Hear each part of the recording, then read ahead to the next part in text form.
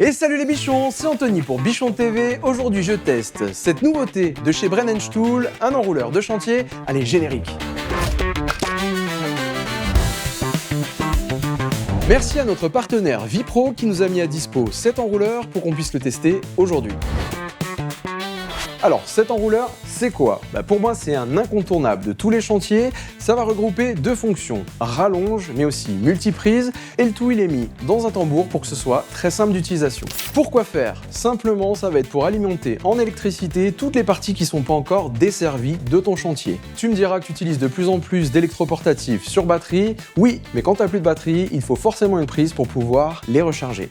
Cet enrouleur, il se destine à qui? Pour moi, essentiellement des artisans, mais aussi des particuliers qui vont être exigeants au niveau de la qualité. Ce sera une solution idéale, c'est-à-dire pratique, fiable et surtout robuste. Bon, avant de rentrer dans le dur des caractéristiques de cet enrouleur, je voulais qu'on regarde un petit peu l'aspect extérieur.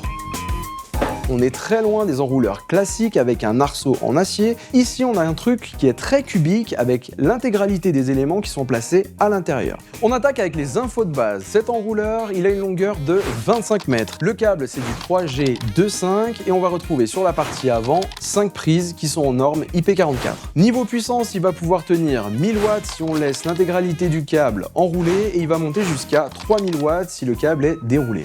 Niveau conception, ça a été pensé pour être durable. On a un câble qui va résister aux hydrocarbures. La structure, elle est en composite et elle va être résistante au choc et aussi aux températures extrêmes jusqu'à moins 25 degrés.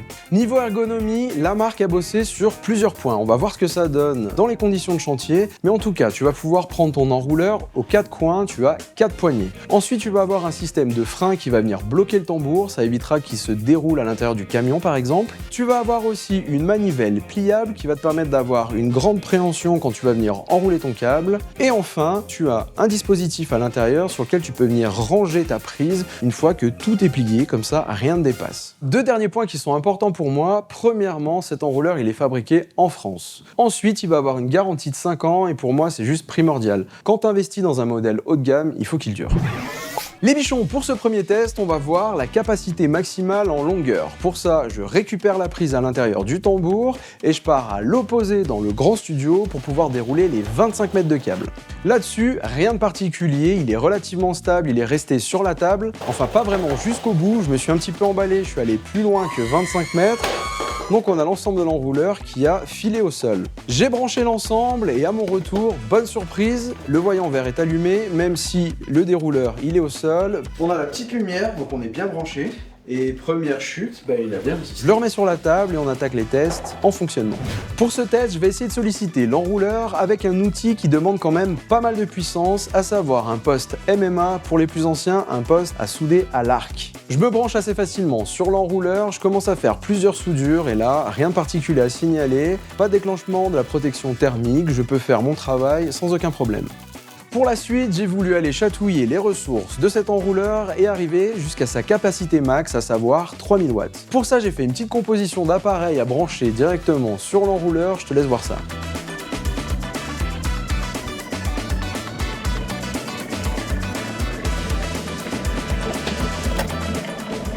Bon, qu'est-ce que ça donne niveau puissance? Celui-ci, il est annoncé pour tenir jusqu'à 3000 watts quand il est déroulé. Et là, pour l'instant, RAS. Pourquoi? On a branché plusieurs choses. Premièrement, un ensemble de 2 chargeurs. Les deux, ils vont représenter 400 watts de consommation. Derrière, il y a une bouilloire qui, elle fait 2200. Et à côté de ça, on a un éclairage traditionnel halogène qui est pas LED et lui, il consomme 500 watts. Donc les 4 cumulés, on est à 3100. Une fois qu'elle a fini de me préparer mon eau chaude pour monter, elle a sauté et je l'ai remplacé par un chauffage qui lui fait 2 kg. Donc là, on a un ensemble à 3000 watts qui est en train de tourner en continu depuis 10 minutes. On va attendre encore un petit quart d'heure. On te fait un retour, mais pour l'instant, ça tient niveau puissance. Ça craint rien, c'est IP44. Tu l'as compris, cet enrouleur, il est en norme IP44. Si tu l'utilises à l'extérieur et qu'il se met à pleuvoir, rien de particulier va se passer. Par contre, tu viens pas me l'immerger à l'intérieur de ta piscine, là tu risques d'avoir des problèmes. Bon les bichons, ça fait plus d'une demi-heure que tout est branché et rien de particulier à signaler. Si on veut venir déclencher la protection thermique, il va falloir se mettre dans une configuration qui normalement est déconseillée. Je débranche tout, on enroule l'ensemble et on remet tous les appareils dessus.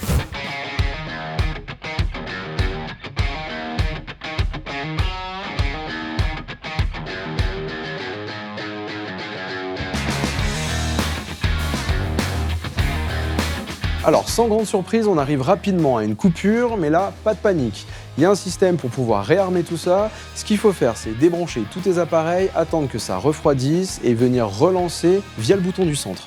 Donc tu l'as compris, si toi tu veux pas jouer avec le feu, et c'est le cas de le dire, avant de brancher des appareils qui sont très gourmands en énergie, il faut tout le temps que tu déroules au maximum ton enrouleur. À l'usage sur les opérations vraiment de base, à savoir enroulage, déroulage et transport, ce qui m'a vraiment marqué, c'est la partie ergonomie, tout est bien pensé. Quand on vient dérouler le câble, il est très stable, il va pas commencer à se tordre dans tous les sens et à tomber. A l'inverse, pour pouvoir le réenrouler, la manette elle est super pratique, elle tourne sur elle-même. Attention cependant, quand il faut venir la ranger, il faut tirer dessus et la rabattre et pas simplement forcer pour la rabattre. Dernier point qui me rend absolument dingue sur les enrouleurs traditionnels à arceaux, quand on a tendance à les pencher, il y a le fil qui verse et qui passe au-dessus, il vient de se mettre autour de l'arceau, il faut commencer à tout démêler, à l'enlever intégralement. Là, tout est à l'intérieur, ça reste bien compact et à l'usage, c'est très simple. Enfin, dernière chose que je voulais tester sur cet enrouleur, c'est sa durabilité. Pour ça, il va passer 2 épreuves. La première, un crash test. On va le faire tomber, cette fois-ci, c'était voulu. Je le ramasse et je constate qu'il a l'air en bon état, c'est donc solide, c'est validé. Autre point, est-ce qu'on peut réparer cet enrouleur? Ça nous est déjà tous arrivé sur un chantier, il y a quelqu'un qui bosse et vient, il sectionne le câble. Dans ce cas-là, j'ai envie de te dire oui. Pourquoi? Parce qu'on n'a pas une prise qui est moulée comme sur tous les enrouleurs qui sont bas de gamme. Là, on va avoir un vrai bornier à l'intérieur et on va pouvoir réparer. Forcément, tu auras perdu une longueur de câble, mais c'est pas grave, tu auras encore un enrouleur qui sera fonctionnel. Les bichons, je crois qu'on a fait le tour de cet enrouleur de chez Brand & Tool. Comme d'habitude, tu vas retrouver sur ton écran l'ensemble des points positifs et négatifs que je retiens.